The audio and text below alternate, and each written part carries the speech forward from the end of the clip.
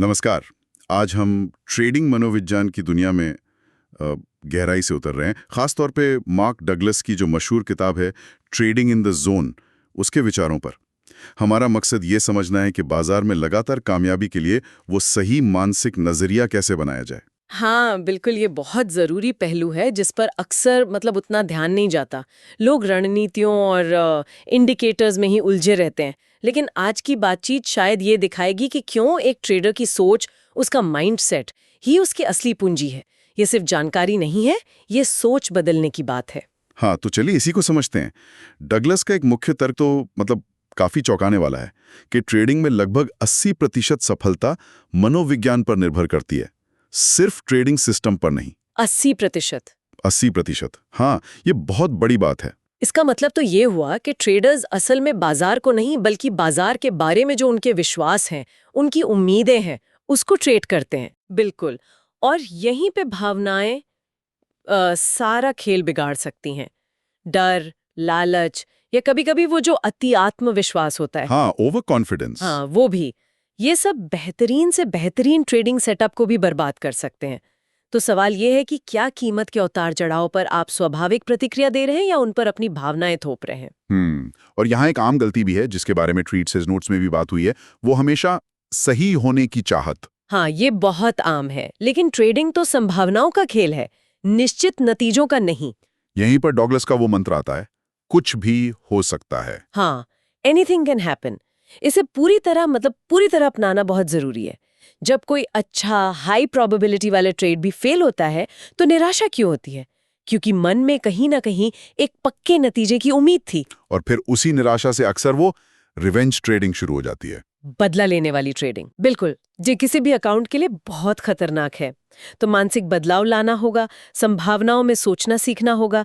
जैसे एक कसिनो है, वो हर एक दाव के नतीजे की चिंता नहीं करता। हाँ, वो अपने ओवरऑल एज पर फोकस करते हैं। सही कहा, वो अपने लंबे समय के फायदे, अपने एज पर ध्यान देता है। ट्रेडर्स को भी यही नजरिया अपनाना चाहिए। हर ट्रेड अपने आप में अलग है, लेकिन लंबे समय में एक अच्छा सिस्टम और सही मानसिकता ही आपको बढ़त दिलाएगी। तो फिर एक जीतने वाले ट्रेडर के मानसिकता में वो कौन से खास गुण होने चाहिए? डगलस कुछ जरूरी मानसिक स्किल्स बताते हैं। जैसे पहला, जोखिम को पूरी तरह स्वीकार करना, बिना डरे। हाँ, बिना किसी हिचकिचाहट के। और दूसरा, नतीजा चाहे जो भी हो, फोकस बनाए रखना और ऑब्जेक्टिव रहना, भावनाओं में बहना नहीं। और अपने ट्रेडिंग सिस्टम पर भरोसा रखना, उसमें बेवजह दखल न देना। हाँ, ये बहुत जरूरी है। और हर ट्रेड से भावनात्मक रूप से दूरी बनाए रखना। मतलब नफा या नुकसान आपकी पहचान नहीं है, आप ट्रेड से अलग हैं। और आखिर में बिना हिचकिचाहट के अपने प्लान पर अमल करना। कोई डर नहीं, कोई फोमो नहीं, कुछ छूट जाने का डर, बस अपने प्लान के हिसाब से चलना। बिल्कुल, बस एग्जीक्यूट करना। ये सारे गुण देखा जाए तो एक दूसरे से काफी जुड़े हुए लगते हैं। जैसे बिना डर के जोखिम स्वीकार करना शायद तभी मुमकिन है जब आप नतीजे से भावनात्मक रूप से जुड़े ना हो। हाँ बिल्कुल, ये सब इंटरकनेक्टेड है। एक के बिना दूसरा अधूरा सा है। ये सिर्फ तकनीकें नहीं है, ये वो गुण है जिन्हें धीरे धीरे विकसित करना पड़ता है। तो इन सिद्धांतों को असलियत में कैसे लाया जाए, प्रैक्टिस में कैसे उतारा जाए? देखिए, कुछ ठोस कदम है। जैसे ट्रेड लेने से पहले खुद को याद दिलाएं कि नतीजा कुछ भी हो सकता है, कोई गारंटी नहीं है। ठीक है। ट्रेड के दौरान नतीजे की चिंता छोड़कर सिर्फ अपने प्लान के सही निष्पादन यानी एग्जीक्यूशन पे ध्यान दें। क्या आप वही कर रहे हैं जो आपने प्लान किया था?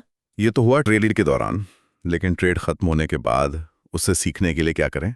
हाँ, वो भी जरूरी है।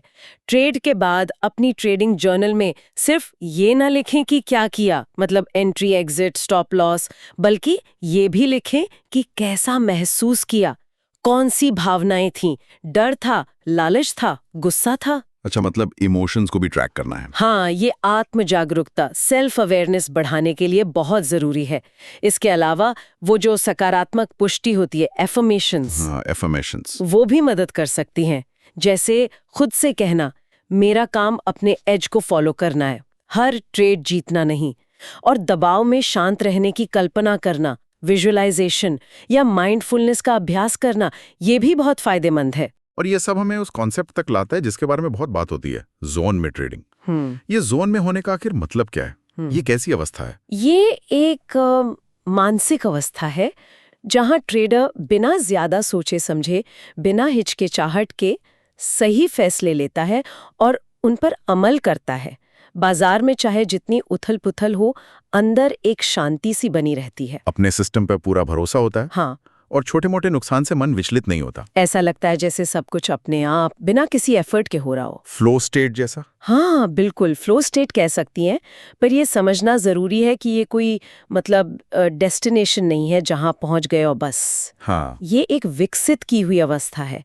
ये लगातार अपने अंदरूनी मानसिक खेल पर काम करने और नतीजों से भावनात्मक दूरी बनाने का नतीजा है।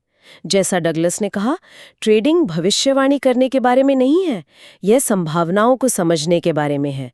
जितना ज्यादा आप अपने मन को नतीजों से अलग होने के लिए ट्रेन करती हैं, उतना ही जोन में प्रवेश करने की संभावना बढ़ जाती है। तो आज की इस पूरी बातचीत का सार निचोड़ ये निकलता है कि अक्सर ट्रेडर्स नए इंडिकेटर या किसी चमत्कारी रणनीति की तलाश में भटकते रहते हैं। हाँ, होली ग्रेल की तलाश में। बिल्कुल। लेकिन शायद असली काम अपनी मानसिकता और एक ट्रेडर के तौर पर अपनी पहचान पर करने की जरूरत है। एकदम सही कहा। ट्रेडिंग इन द जोन जैसी किताबों के सिद्धांतों को सिर्फ पढ़ लेना काफी नहीं है। उन्हें अपनी ट्रेडिंग प्रक्रिया और अपनी सोच का एक अटूट हिस्सा बनाना महत्वपूर्ण है। और याद रखना होगा कि एक लगातार चलने वाली प्रक्रिया है, कोई रातों रात होने वाला जादू नहीं है। हाँ, ये एक सफर है। और जाते जाते एक सवाल हम सबके सोचने के लिए छोड़ जाते हैं। क्या लगातार अपने मानसिक अनुशासन पर काम करना उस अगले परफेक्ट सेटअप या रणनीति की कभी ना खत्म होने वाली खोज से ज्यादा फायदेमंद साबित हो सकता है? इस पर जरूर सोचिएगा।